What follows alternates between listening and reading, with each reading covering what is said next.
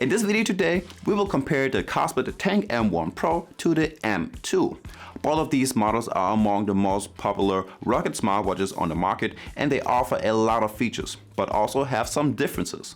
We will take a look at the design, features and performance of both watches to help you make the best decision on which one to buy. Whether if you're looking for a smartwatch for fitness tracking, notifications, or just for the style, I've got you covered. So stay tuned as we compare and contrast these two amazing smartwatches from Kospet. First, most important, the price. Both watches come in at the exact same price of $93.95 over here in Germany, even though both watches are quite different and the Tank M1 Pro is much older than the M2.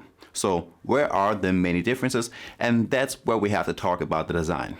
The Kospet Tank M1 Pro has a 1.72-inch TFT IPS display with a resolution of 280 by 320 pixel, which really isn't the highest resolution, whereas the M2 has a much larger screen of 185 inches with a resolution of 320 by 385 pixel. It also comes with an additional button on the lower right side, which takes you straight to your workouts.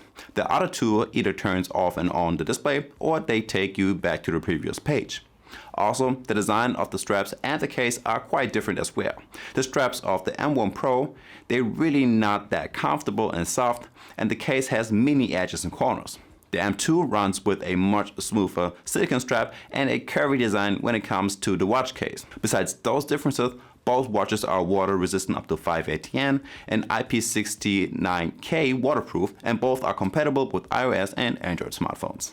Next up, let's talk about the battery life. The M1 Pro has a 260 mAh battery and the M2 has a much larger 380 mAh, which is why the Kospet Tank M2 lasts for about 10 to 15 days on normal usage and about a week on heavy usage. And the M1 Pro lasts about 10 days and 5 days on heavy usage. Well, it really depends on how much you're using those smartwatches, but that's what you can expect more or less.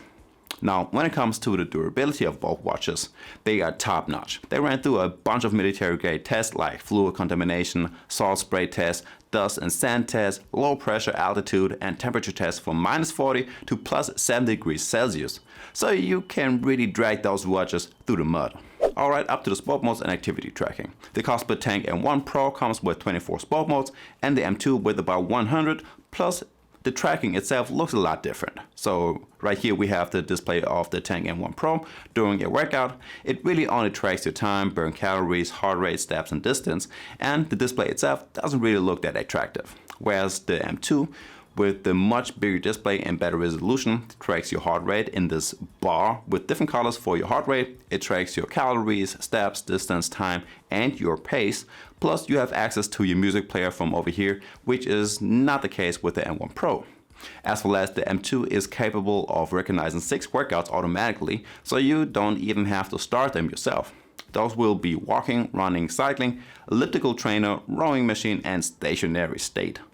Now, when it comes down to the navigation, both watches are the same. If you swipe up, you get to your messages.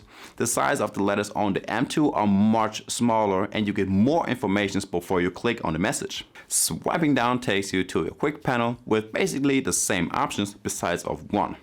On the M2, you can change the layout of your app menu, either into a list layout, a brick layout, or in a grid layout, which you may know from the Apple Watches. Swiping right from the M2 takes you to your app menu, and the M1 Pro opens up the little sidebar with a few of your apps for a quick access, which is actually a cool idea. And swiping left takes you through all of your tiles, which are the same on both watches. First, the daily activity stats, your sleep tracker, heart rate, blood pressure, music player, and so on.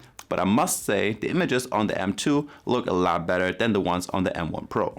One of the biggest differences is the display and the watch faces. So right here we have the same watch face, but you can actually interact with those displayed metrics and apps on the M2, and you cannot do that on the M1 Pro. Plus the watch face that we get on the M2 are better designed and with some more informations.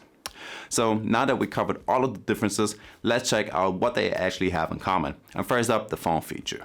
As long as those watches are connected to your smartphone via Bluetooth, you can actually decline and receive calls right from your wrist. Or you can even start calls by either punching in the number in the dial pad or look for the numbers in your contacts book. Also, you get a lot of base features like an alarm, a stopwatch, timer, and a small weather app with a weather forecast for the next few days, breathing exercises, and a remote camera shutter. So you can actually take pictures with your smartphone using your smartwatch. And guys, there we have it. If you like that video, make sure to leave a like and subscribe to my channel for more daily reviews. And with that being said, I will see you in the next one. Peace.